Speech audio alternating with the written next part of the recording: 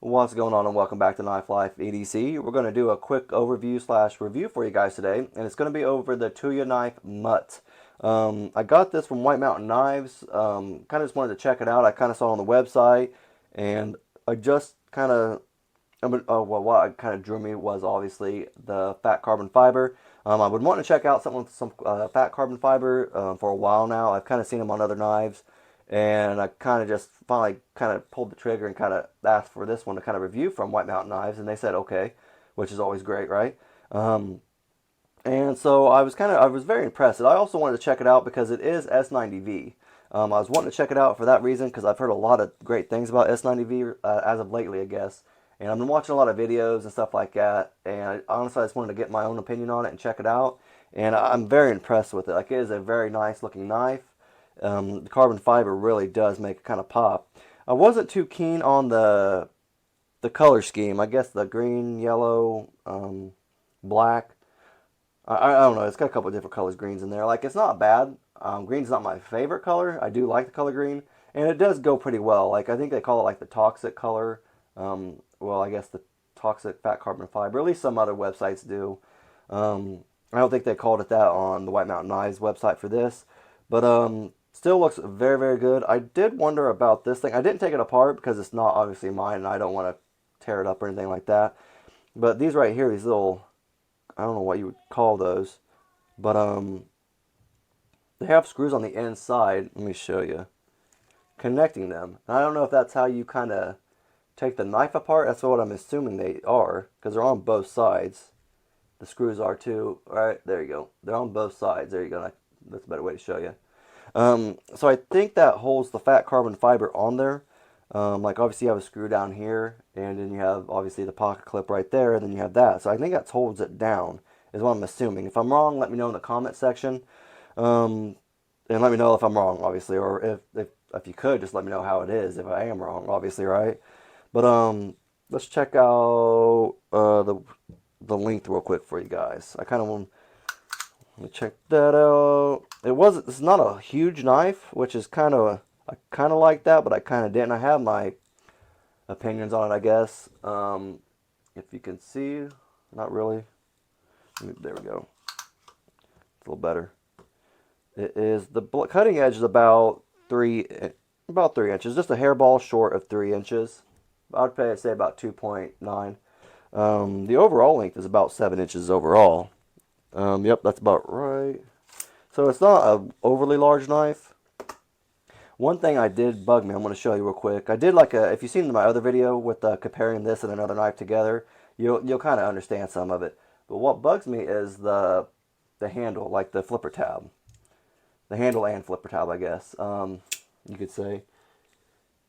Oh, there we go. Hold on. Sorry. The flipper tab, obviously, you need it to open a knife. What I thought would make this knife better is if they had a front flipper instead of a rear flipper.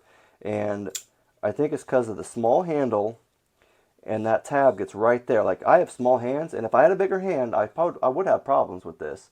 I'd probably have some danglage, I guess, right there. I guess if that's a word, right? Danglage. But yeah, I would want a bigger handle, like if they're going to use the flipper tab, but then I would want a bigger blade also with it. So I just feel like, I don't know, like, I do really like it. I do think it's a great knife. That's one of my major downfalls of this. I just wish that flipper tab wasn't right there so I could get more real estate on there.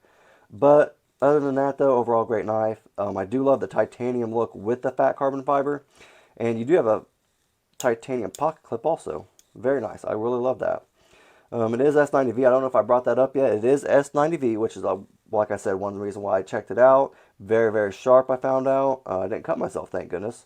This is actually a design between Colin Mason Pierre and, what was the other guy's name? Dave Warren. Dave Warren. As you can see right there, DW right there. And then the CM for Colin Mason Pierre. Colin, he does a lot of stuff with him and Kev from Lefty EDC. They do a lot of the Devo knives. They're actually the designers of Devo knives, and they create them and make them and all that type of stuff. And then they send them out to other companies to make them for them, like Kubi, and I think they've used QSP, I think, also. So they make some great knives with that also, and that's something to check out. But he does all the Devo knives too with Kev, so that was always kind of cool. That's another reason why I checked this one out. just because of that. That blade does get dirty pretty fast. Let me get my cloth. But yeah, that's another reason why, because I know I like his knives and Kev's knives and Devo, and they make good knives. So if you haven't checked out any Devo knives, I would suggest do it. They do make good stuff, and that's not too bad of a price either for stuff. What else is there? Oh, one thing I did not like, I don't know if I said it yet either, right there. See that? No jimping, and I kind of get paranoid about that because I don't want to slip, obviously, when I'm using the knife. I don't want to slip one way or the other. So that was kind of, I guess, not a major turn off, but it does still look good without it. But it's more for, like, I have a purpose for it, kind of.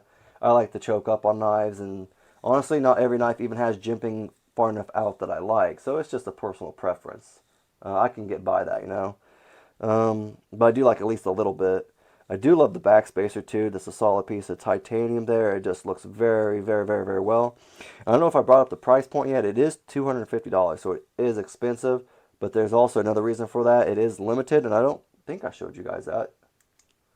But there you go right there. 107. So that's another reason why that price tag's kind of up there a little bit. You know, it's a limited run.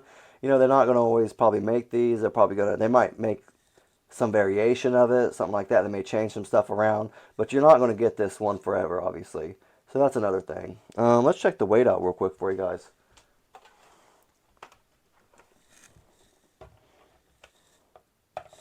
Oh, nope, let's take that off first. All right. And 3.3, that's not too bad. It's not too bad at all.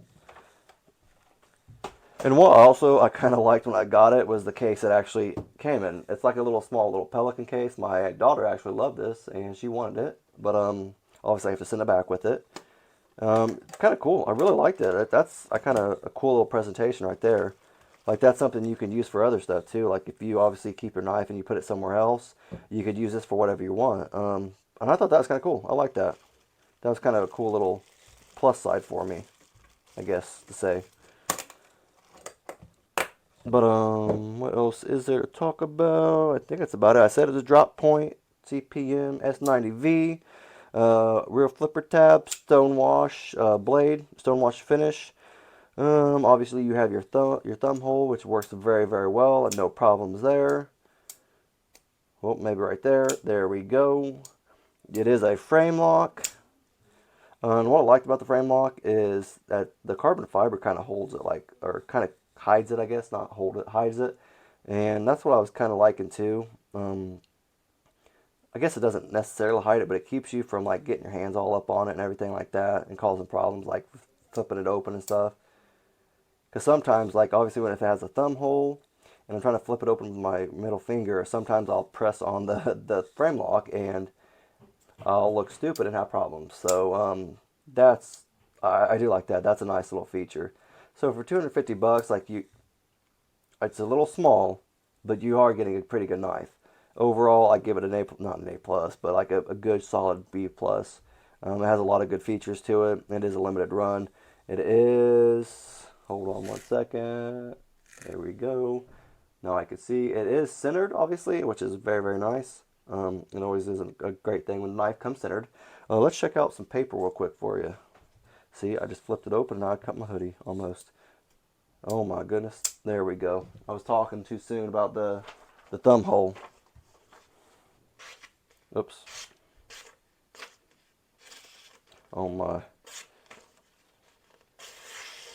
See, as you can tell, it's very, very sharp. Like I said, S90V is a win in my book. I really am impressed with S90V. I will be getting more. I will actually buy me a knife with S90V now. Let's actually I didn't show you guys this real quick. Do a quick size comparison. This is the Civivi Praxis, and as you can tell, there's quite a bit difference right there, huh? Let's check out a Hogue. Oops, I'm terrible with opening knives. The Hogue Deca real quick. So there you go. I'm going to have a knife comparison real quick for you. If you guys have any comments or questions or anything like that, just let me know down in the comment section. If you guys like the video, just give it a thumbs up. I greatly appreciate it. And subscribe. Thank you.